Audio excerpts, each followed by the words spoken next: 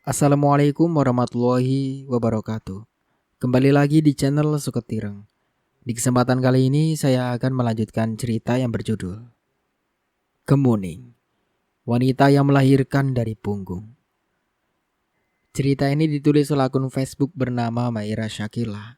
Bagi kalian yang ingin bacanya secara langsung, bisa kunjungi link yang ada di kolom deskripsi. Bagaimana dan seperti apa kelanjutan ceritanya? Tentunya tak usah berlama-lama, langsung saja kita masuk ke ceritanya.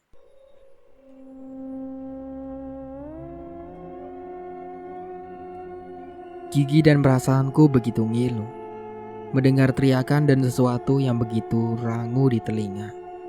Entah suara petaan apa, karena di sini benar-benar gelap dan cahaya bulan pun terhalang awan. Jangan bunuh aku, Kemuning. Aku terhenyak mendengar nama yang dia sebutkan. Kemuning. Apa maksudnya dia menyebut perempuan itu dengan nama istriku? Dan apa? Dia memohon untuk tidak membunuhnya. Apa maksud semua ini? Siapa di sana? Ku coba berteriak memanggilnya. Dengan begitu, aku bisa tahu siapa yang tengah berada di kegelapan malam. Luka dan rasa sakit itu tidak seberapa untukmu, Man. Dengan tega kau membawa dia ke Mbak Parjo hanya untuk membunuhku. Membuktikan kepada warga bahwa keluargaku seorang penganut ilmu hitam. Dia memaksaku melahirkan di waktu yang belum tepat. Dia paksa aku lahir tanpa dengan cara tak lazim. Di mana hati nuranimu, Man? Lagi ku dengar suara di sana. Tidak ada sautan akan panggilanku. Namun mereka tetap tegang dengan keadaannya. Bahkan sosok pria itu terdengar sangat kesakitan. Dan begitu membuatku bergidik. Entah apa yang sebenarnya terjadi. Aku tidak mengerti.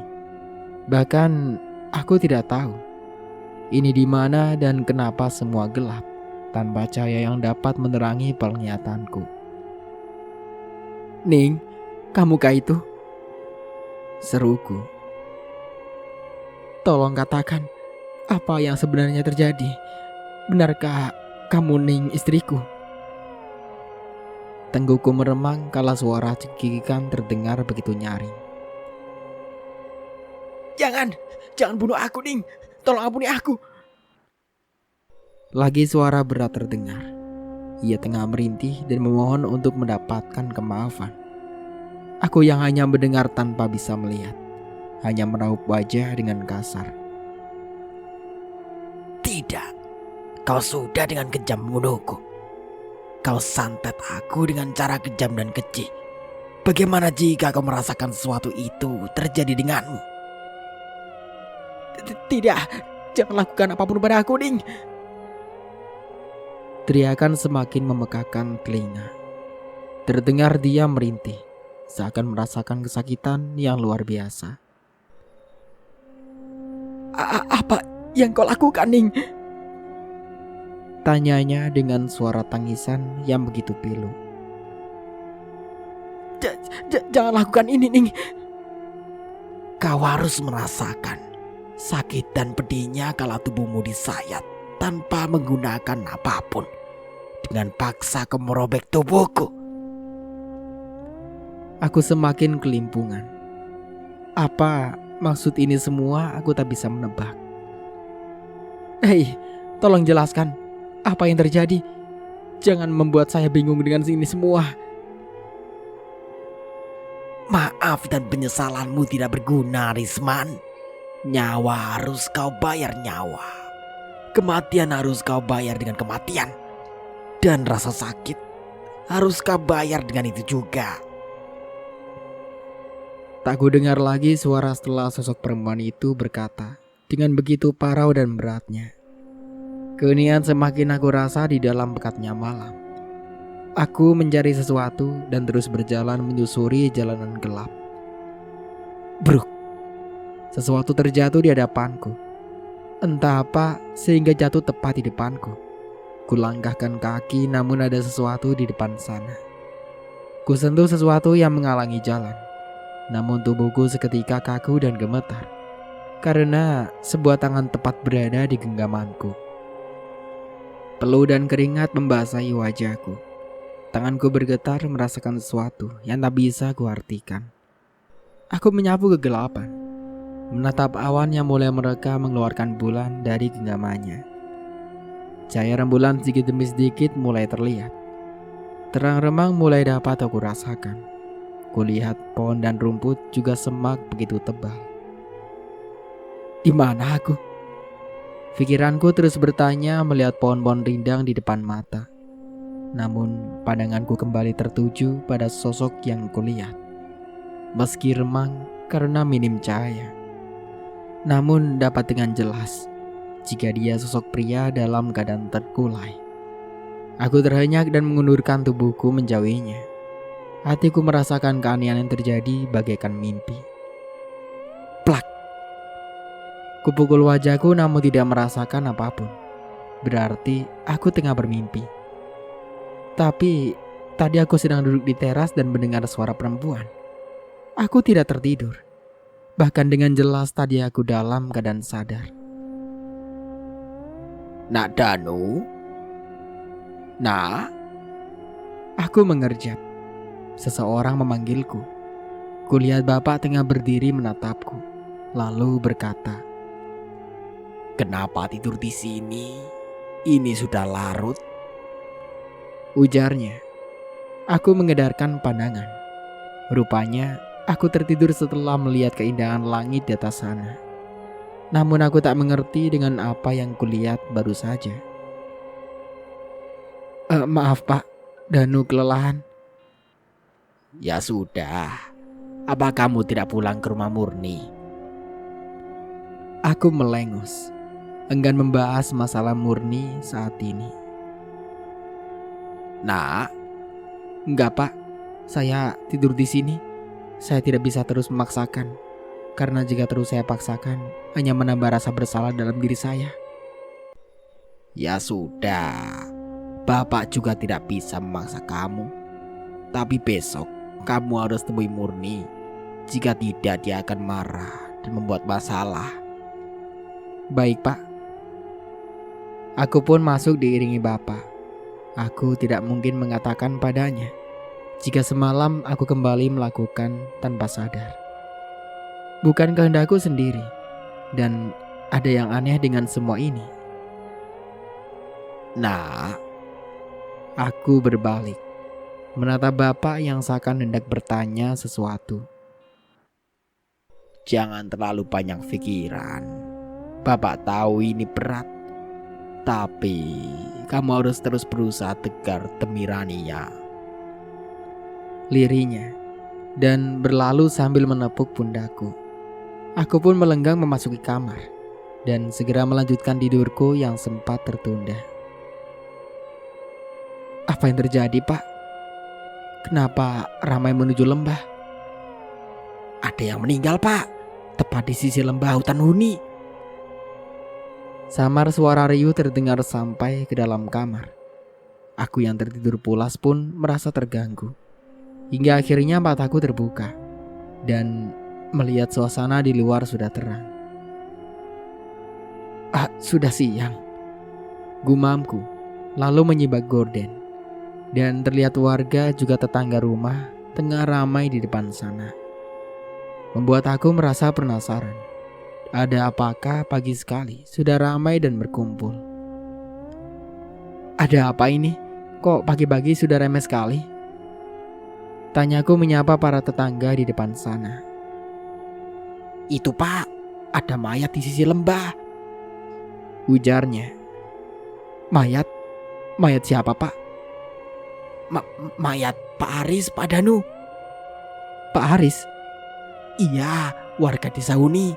Seberang sana dekat hutan Huni. Ya, dia matinya sangat mengenaskan pak. Perutnya sobek sampai punggung. Sambung Parodi. Iya, kenapa ya? Kok desa ini mulai ngeri sekali? Kematian yang ditemukan selalu dalam keadaan mengenaskan. dan selalu di hutan huni. Hutan. Aku mencoba mengingat sesuatu. Seakan ada sesuatu di benakku. Ya, aku ingat. Semalam aku bermimpi berada di tengah hutan. Apa jangan-jangan itu bukanlah mimpi, tapi suatu petunjuk? Pikiranku bertanya dan seakan berbicara sendiri. Semalam aku mendengar suara seorang meminta pertolongan. Pak, bisa kita melihatnya? Bisa Pak, tapi harus menunggu Pak Nawi. Saya tidak sanggup. Aku merasakan sesuatu di setiap kematian yang dirasa tak wajar. Aku melirik Bapak. Ia terlihat sendu. Netranya menataku penuh gelisah. Aku bisa merasakannya. Hingga menunggu beberapa saat, akhirnya Pak Nawi datang bersama para ambulan dan juga beberapa warga lainnya.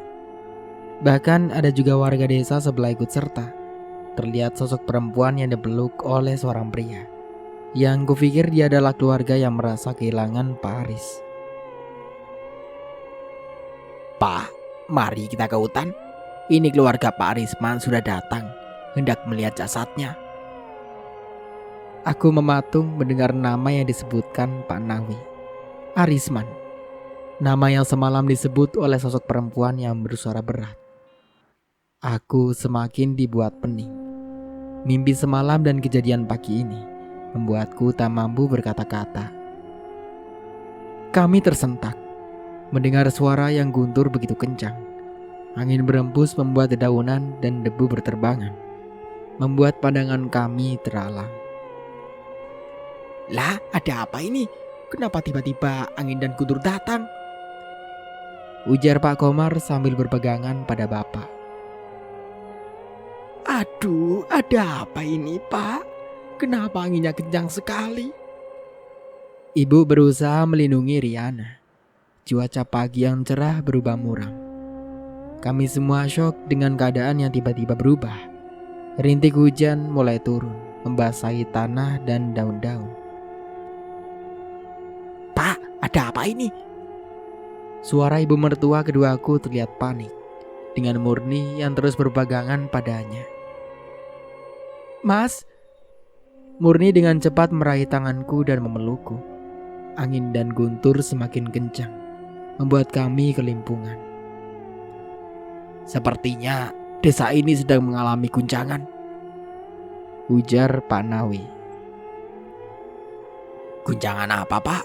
Kematian Pak Arisman sepertinya bukan hal biasa. Kami sudah katakan, kemuning itu mati tidak wajar dan sering menampakkan diri. Wajahnya yang menyeramkan, juga punggungnya yang bolong, membuat kami sering ketakutan Pak, ucap Pak Udin dengan panjang lebar. Hatiku semakin terluka mendapati kenyataan jika kematian Ning memang disengaja. Bahkan kematian kedua pria yang baru saja terjadi membuat warga semakin percaya jika desa Pati dilanda oleh dendam Kemuning, istriku. Angin sudah berhenti. Hanya kilatan guntur dan petir yang masih saling bersautan. Alhamdulillah, kami ucapkan lafaz Allah kala angin dan guntur berhenti. Pak Danu, apa Bapak sudah menyelidiki semuanya? Kami rasa kematian Ning bukan hal wajar. Mohon maaf, sepertinya ada yang sengaja melakukan itu. Pak Yatno tiba-tiba terbatuk setelah mendengar ucapan Pak Nawi. Ada guratan di wajahnya yang tak bisa kupahami. Bu Sumi dan Bu Murni berusaha membantunya dengan memintai air pada ibu yang tengah menggendong Raina. Mas, kenapa kamu gak pulang semalam? Celetuk Murni. Bisa-bisanya dalam keadaan seperti ini dia membahas kepulanganku. Saya tidur di rumah menemani Rania, sahutku. Pak, bagaimana kalau kita pergi sekarang? Takut hujannya semakin deras. Sambungku menatap Pak Nawi dan yang lainnya. Semoga mereka mengerti dan tidak bertanya tentang hal apapun tentang pernikahanku dengan Murni. Ya sudah, mari kita ke sana. Pak Nawi menarik tanganku dan membawaku serta. Aku melenggang pergi tanpa bicara pada Murni. Kulihat Pak Yatno pun ikut serta. Aku menatapnya penuh tanya, melihat netranya dalam-dalam. Apa jangan-jangan? Tidak. Bagaimanapun mereka keluarganya, mana mungkin Pak Yatno tega berulah seperti itu. Aku bermonolog dalam pikiran, namun mencoba menepis pikiran buruk yang hampir merangsang. Astagfirullah. Semua orang terkejut kala kaki baru saja menginjak di sisi lembah. Seonggok mayat dalam keadaan mengenaskan telah terbujur kaku. Darah yang begitu merah dan pekat membuat kami menutup hidung. Bau anyir darah begitu menusuk. Terlihat sebuah luka besar di tubuhnya yang membuat kami membulatkan mata. Ya Allah, sudah pasti ini bukan kematian biasa. Lirih Pak Nawi. Kulihat raut cemas di wajahnya yang sudah hampir keriput termakan usia. Pak, bukankah Bapak sering bekerja dengan Pak Haris? Apa Bapak tahu sesuatu? Tanya salah seorang bapak pada mertuaku. Pak Yatno yang merasa dirinya dipanggil pun hanya diam. Seakan ada sesuatu yang tengah dia pikirkan. Pak, ditanya malah diam. Kulihat bapak memang sedikit murung. Tidak biasanya seorang Yatno yang selalu angkuh terlihat muram. Pak Komar kembali memanggilnya. Bapak terkejut dengan gelagatnya yang aneh. Saya nanya, Pak Risman kan teman Bapak satu kerjaan. Apa Bapak tahu sesuatu? Enggak. Saya nggak tahu apa-apa. Iya, saya nggak tahu apa-apa. Bapak kenapa? Kok terlihat gugup begitu? Saya mau balik. Saya nggak kuat melihatnya. Bapak berlalu meninggalkan kami. Sejuta pertanyaan mengisi pikiranku. Bahkan mungkin kami semua dibuat gelisah oleh sikap mertuaku. Ada apa dengan Pak Yatno? Aneh sekali sikapnya. Seru Pak Diman. Sudah, biarkan saja. Mungkin dia shock mendengar kabar ini. Apalagi kematian Pak Haris sangat tragis. Pak Nawi menengahi. Memang benar mungkin juga dia shock melihat kematian sahabatnya. Sehingga terlihat gugup dan shock. Pikiranku sudah terlalu jauh. Sehingga memiliki pikiran buruk seperti itu. Ayo bantu angkat. Kasihan keluarganya sudah menunggu. Seru Pak Nawi lagi. Aku hanya melihat dari dekat. Ada memar di wajahnya dan lehernya. Angin berembus menerpa wajahku. Bau busuk dan anyir menyeruak. Kupandang mereka yang tengah membantu membawa mayat. Namun tiba-tiba mereka menjatuhkan mayat Pak Haris dan membekap mulutnya. Bau apa ini? Pekat sekali. Tanya Pak Kosim. Iya, seperti bau bangkai. Semua orang mengedarkan pandangan, termasuk aku.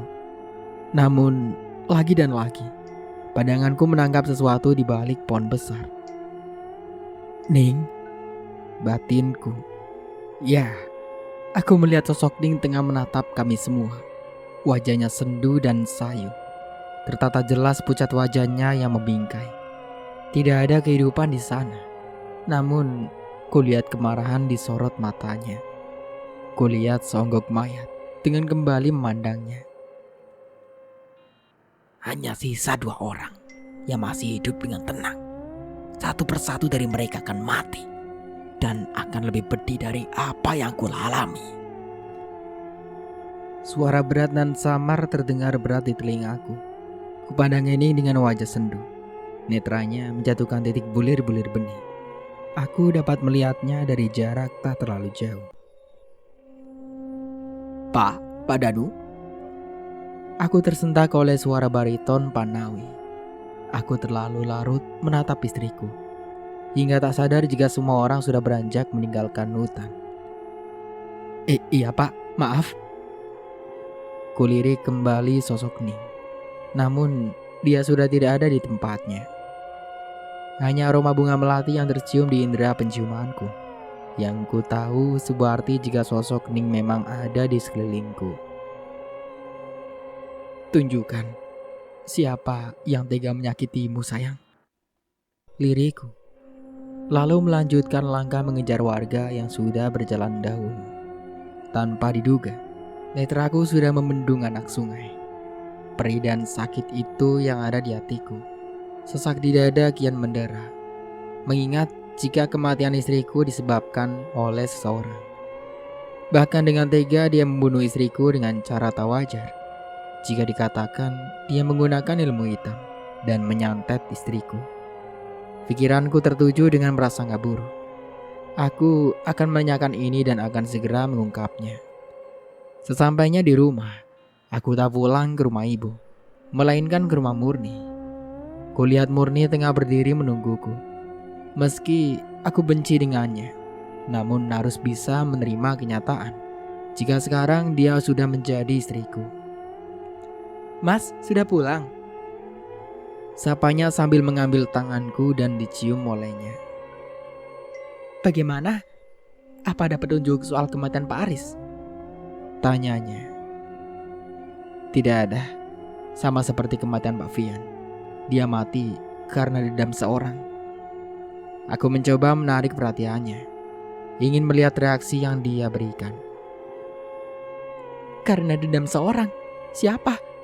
Apa Pak Aris dan Pak Fian punya musuh? Aku mengernyitkan dahi. Apakah dia berpura-pura atau memang murni tidak ada sangkut pautnya?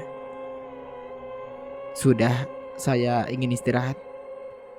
Tanpa menjawab rentetan pertanyaannya, aku berlalu meninggalkan Murni. Sesampainya di kamar, aku merebahkan tubuhku di atas kasur milik Murni. Tak lama terdengar suara derap langkah mendekat.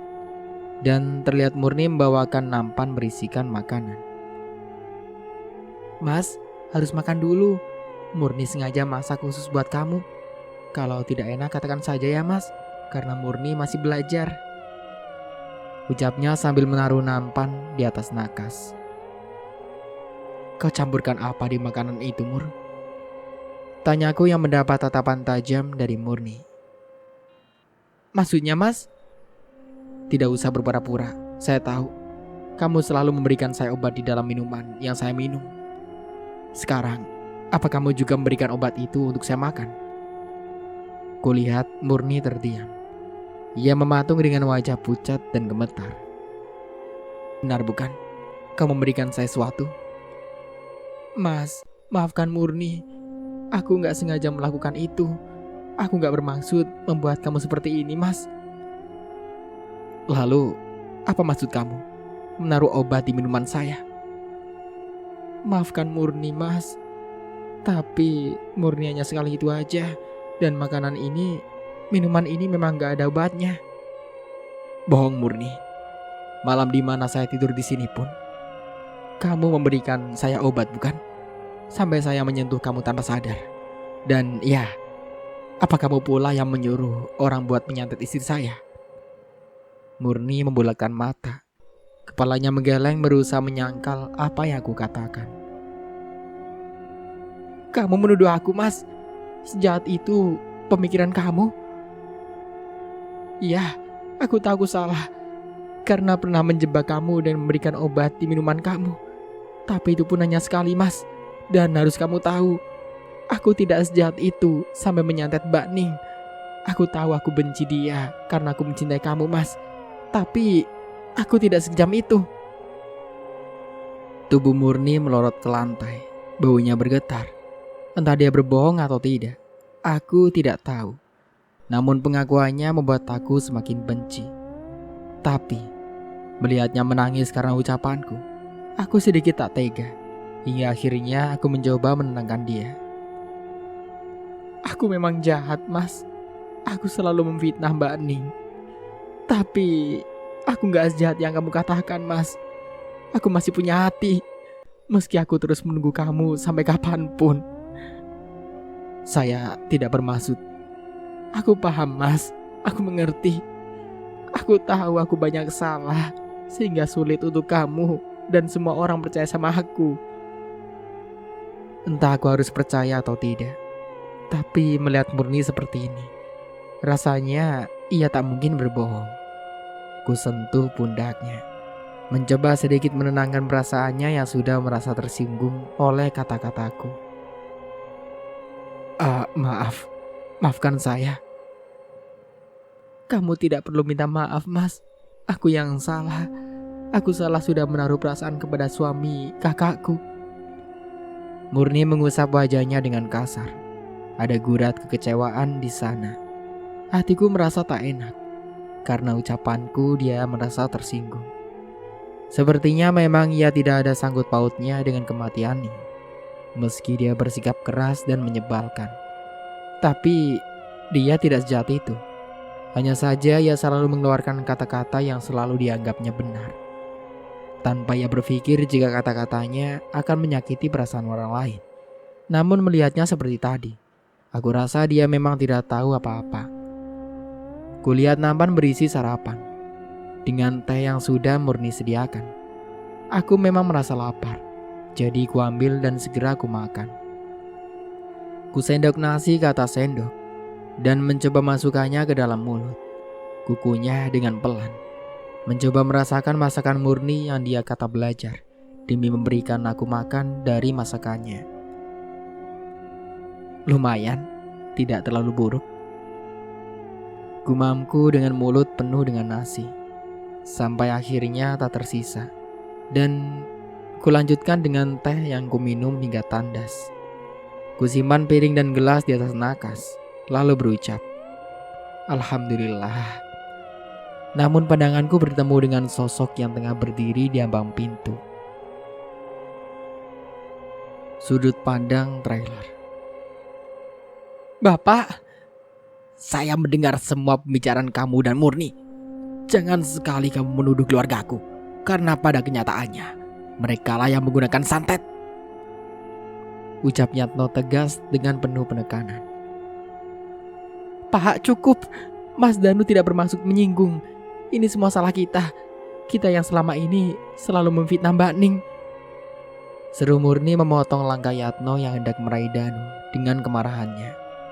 Danu hanya termangu, menatap perilaku Yatno yang seakan merasa dituduh. Bahkan melihat urat di kepalanya yang merentang dengan wajah memerah, membuat Danu sedikit gelisah. Maaf Pak, jika Bapak tidak merasa tersinggung. Kenapa harus marah? Saya hanya bertanya pada istri saya. Murni menganga mendengar ucapan Danu. Hatinya berdesir seakan aliran darah begitu cepat menjalari setiap sendi-sendinya. Itu sama saja dengan kamu menuduh kami. Sudah Pak, Mas Danu hanya mencari tahu tentang kematian Mbak Ning. Tolong Bapak jangan seperti ini. Yatno menatap heran Murni. Dia yang selama ini selalu mendukungnya dan menghancurkan Endah dan keluarganya. Hari ini, di depan matanya, Murni jelas membela Danu dan membenarkan kata-katanya. Kau membela suamimu Murni? Dia yang menuduhmu dan keluargamu. Bukan begitu Pak. Bak. Yatno memukul pintu dengan tinjunya. Merasa kesal juga marah. Karena Murni sudah jauh berbeda sejak menikah dengan Danu. Waktu berlalu kian cepat. Bulan bahkan tengah terang benderang menyinari kegelapan malam di desa Pati. Tidak, saya tidak membunuhmu. Jerit Yatno dengan mata terpejam. Sumi yang merasa terganggu mencoba menyadarkan Yatno dan berusaha membangunkannya. Pak, Bapak kenapa? Sumi menggoyangkan tubuh Yatno yang masih terlelap, namun teriak-teriak dengan peluh bercucuran. Tidak, saya tidak membunuhmu Ning. Pergi, jangan ganggu saya. Ning? Liri Sumi mengulang nama Ning. Pak, jangan bunuh saya tidak bersalah. Bapak, astaga. Yatno mengerjap dengan keringat membasahi wajahnya. Sumi menatap penutannya. Entah mengapa dia merasa ada sesuatu yang terjadi dengan Yatno. Pikirannya dipenuhi oleh beling-beling pertanyaan. Kematian Aris dan malam ini, dia melihat suaminya berteriak bak orang kesurupan.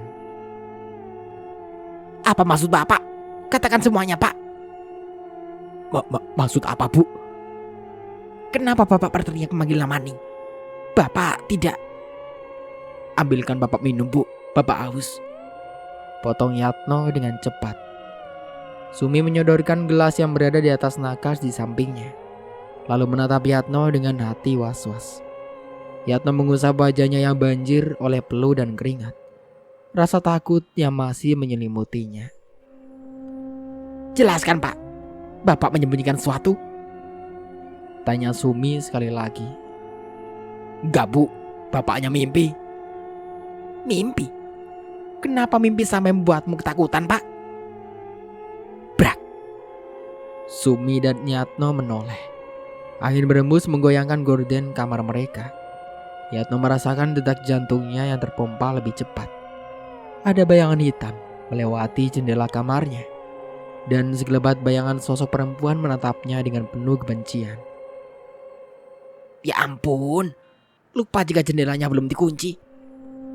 Gumam Sumi, lalu beranjak menutup jendela dan menguncinya. Beruntung tidak terbuka. Anginnya sedikit kencang. Mungkin karena sudah malam. Sambungnya. Ya sudah, Bapak tidur lagi. Ibu mau istirahat. Yatno mengangguk, tanpa mau mengeluarkan sepatah kata pun.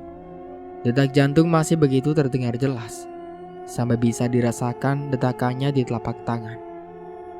Di luar sana, Danu tengah berdiri dengan tangan mencekal gelas. Amarah dan rasa kebenciannya kini seakan memuncak. Ya, Danu mendengar teriakan Yatno kala keluar dari kamarnya. Danu hendak mengisi botol minumannya. Murni lupa jika air di atas nakas habis, dan Danu merasa kasihan jika harus membangunkannya, sehingga dia pergi sendiri ke dapur. Namun setelah mengambil air dan hendak kembali memasuki kamarnya, Danu dikejutkan dengan teriakan Yatno. Dia mendengarkan hingga ia merasa sesuatu tengah memperhatikannya. Danu seolah telah menimbulkan satu kebenaran jika Yatno adalah salah satu tersangkanya. Namun bagaimana dengan Murni? Apakah dia akan selamanya menjalani hubungannya seperti ini? Danu menarik nafas dan membuangnya kasar, lalu melanjutkan kembali langkahnya menuju kamar. Murni sudah terlelap membelakanginya. Danu melihat paras Murni yang cantik, sama seperti Kemuning. Namun hanya berbeda sifat. Ning orang yang lemah dan lembut. Bahkan bertutur sapa kepada siapapun, ia tidak pernah berkata kasar, sehingga banyak yang menyukainya. Berbeda dengan Murni, dia yang selalu berkata menyakiti perasaan orang lain, tanpa dia tahu orang itu akan sakit hati atau tidak. Dari pakaian yang mereka gunakan jauh berbeda, lalu berpakaian rapi dan tidak pernah memperlihatkan bentuk tubuhnya. Jauh dengan Murni, dia akan mengumbar bahkan merasa seakan dirinya seorang putri dengan pakaian yang ia kenakan. Danu terkesiap. Ia baru menyadari jika Murni banyak berubah setelah menikah dengannya. Pakaian dan sikapnya juga jauh berbeda. Entah hanya alasan untuk mendapatkan hati Danu atau memang Murni telah merubah segalanya. Jika kamu tidak berada di belakang ayahmu dan tidak ikut di dalam kejahatannya, mungkin aku bisa mempertimbangkan. Liri Danu menatap Murni yang tengah belakanginya. Ya, Danu menantapkan hati untuk bisa menerima pernikahannya dengan Murni. Itu pun jika Murni tulus dan tidak berada di dalam rencana yang dicurigai olehnya. Semoga kamu tidak ada di dalam rencana mereka yang kucurigai. Batin Danu. Danu memejamkan mata, perasaan risaunya. Ia berharap dapat bertemu Ning di dalam mimpi dan memberikan satu petunjuk untuk bisa segera ia temui pelaku lainnya. Danu terkesiap. Ia merasa kaget karena matanya kala terbuka tengah berada di dalam hutan. Namun pemandangannya sangat berbeda, sangat sejuk dan indah. Pandangan Danu liar, mengingat dirinya berada di mana. Seingatnya, dia tengah berbaring di atas kasur dan berharap bermimpi bertemu dengan Ning. Halo? teriak Danu sambil memutarkan pandangan. Suaranya yang menggema seakan memantul dan kembali ia dengar sendiri. "Ah!" Danu hendak berteriak kembali. Namun mulutnya berhenti kala melihat sosok yang tengah duduk di atas sebuah bangku. Danu menutup mulut, lalu menggerakkan kakinya hendak melangkah menghampiri sosok. Setelah sampai di belakangnya, Danu mencoba meraih pundaknya.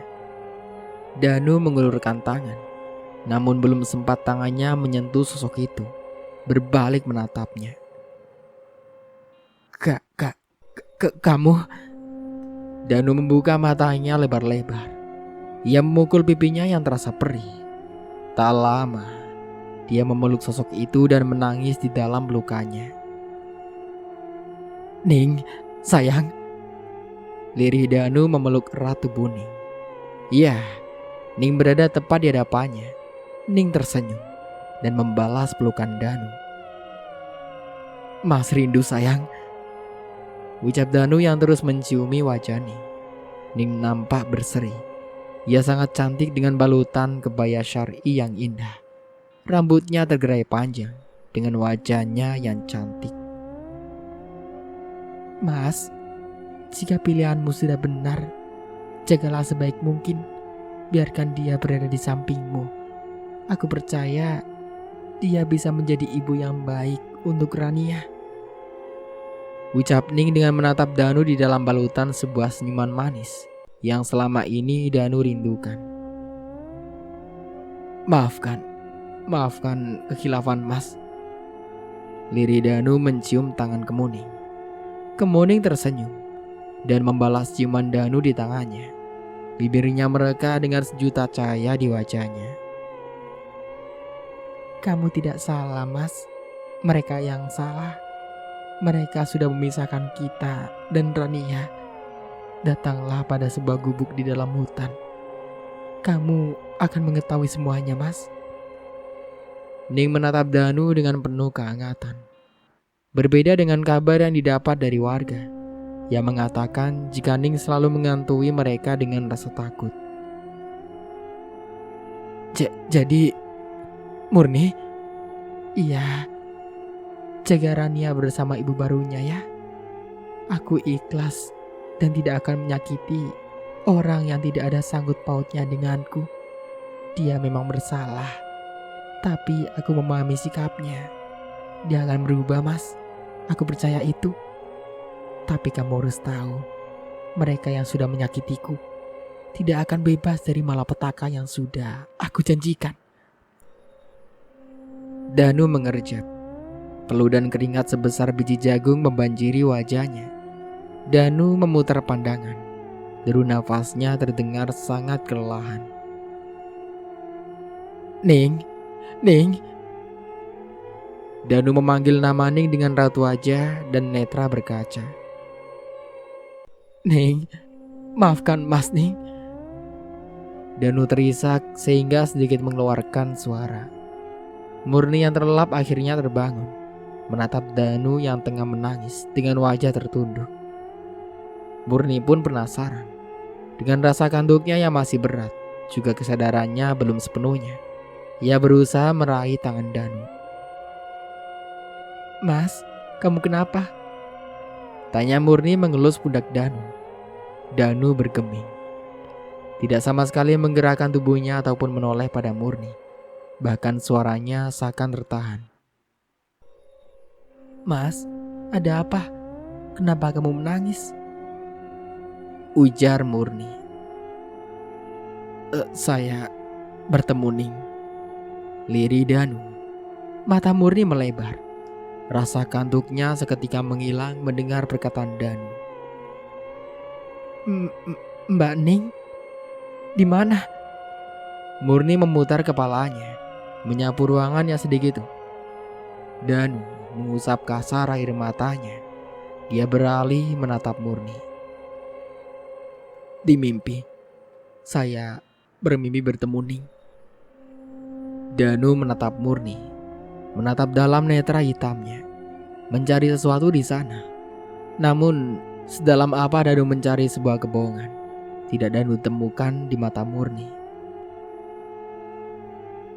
Saya ingin bertanya satu hal.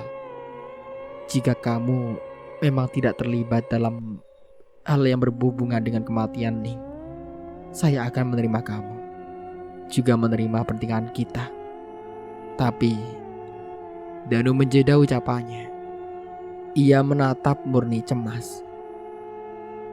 Tapi apa, Mas? Aku jelaskan sekali lagi ya. Iya, aku memang salah telah menjebakmu. Mungkin itu kesalahan terbesarku, Mas. Namun pada malam itu, aku tidak memberikan kamu apapun. Aku menaruh minum memang aku sengaja. Aku pikir kamu tidak akan meminumnya. Dan iya, soal Mbak Ning, aku pun ikut mempertanyakan. Aku selama ini yang selalu memberikan kata-kata tak baik, bahkan menuduhnya sebagai wanita tidak baik. Iya, aku akui, Mas. Tapi untuk satu hal, kematiannya aku tidak tahu. Ujar Murni dengan netra yang menganak. Sungguh? Iya, Mas. Memang aku pernah mendapat penampakannya. Mungkin Mbak Ning marah karena aku sudah melakukan kesalahan dengan menjebak suaminya. Dia tidak menyakitiku, Mas. Aku hanya mencium bau busuk dan melihatnya berdiri dari jendela. Aku akui aku salah, Mas. Jika memang Mas belum bisa maafkan kesalahanku, selama itu pula jangan pernah menyentuhku, Mas. Lakukan kewajiban itu. Jika memang Mas sudah mau menerima aku sepenuh hati. Bibir Murni bergetar. Danu merasakan ketulusan dari ucapannya. Meski Danu merasa terlalu cepat Murni berubah, namun setiap sikap, jika memang mereka ingin berubah itu pasti.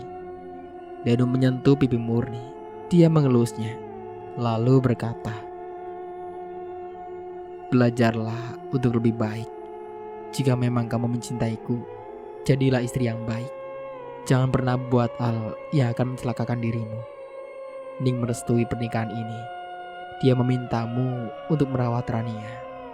Dan aku harus menjagamu. Jika kamu benar-benar ingin berubah sikap burukmu. Danu menatapnya penuh harap. Semoga pernikahannya kali ini bisa menjadi pernikahannya yang terakhir.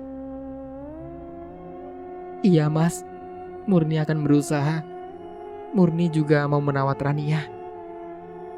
Murni menggenggam tangan Danu. Begitupun sebaliknya. Danu mengelus kepalanya dengan lembut. Namun untuk saat ini Danu juga harus melihat perubahan Murni dan tidak akan menyentuhnya sehingga hatinya masih berada dalam genggamannya. Danu dan Murni terkejut kala mendengar sebuah suara di kamar Sumi. Yatno tengah berteriak seolah tengah kesakitan. Bapak, ada apa dengan Bapak, Mas? Murni terlihat cemas mendengar suara Yatno di luar sana.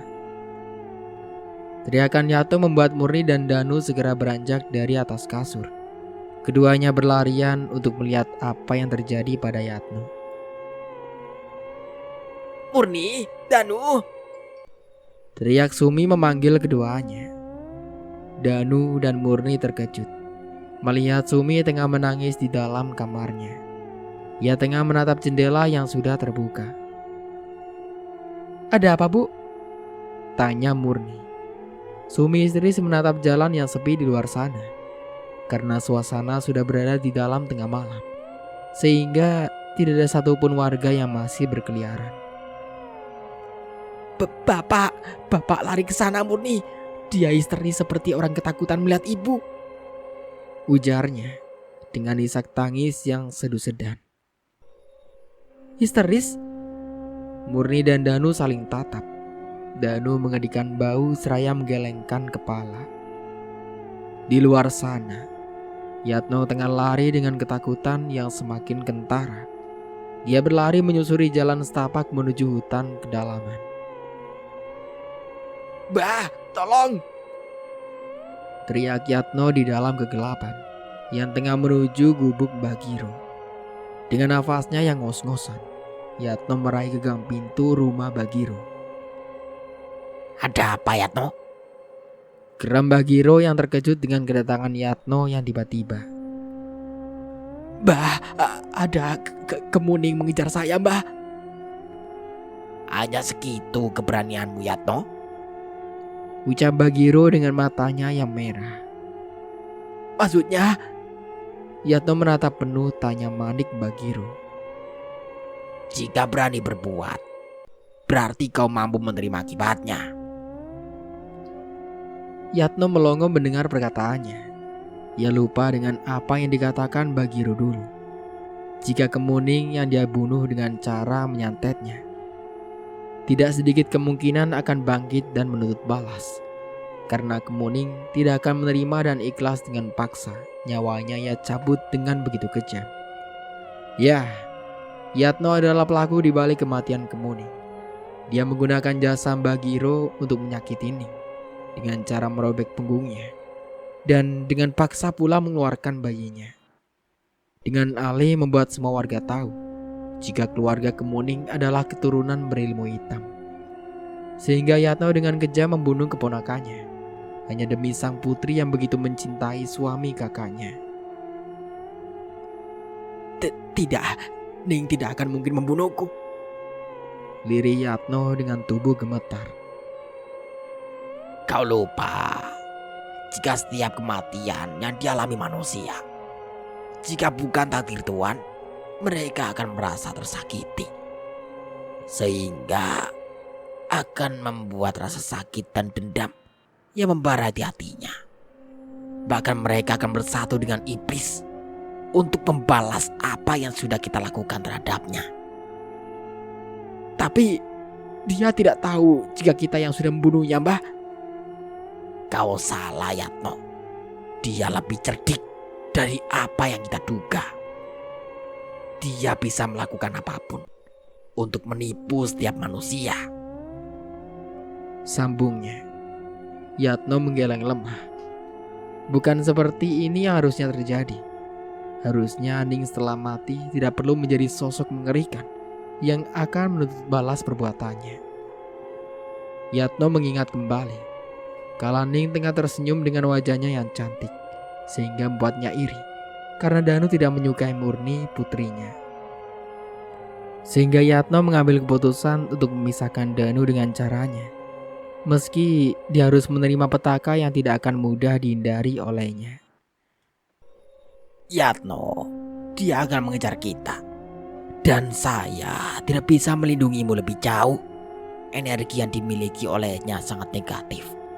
Aku bisa merasakan kemarahan dan kebencian yang begitu besar di dirinya.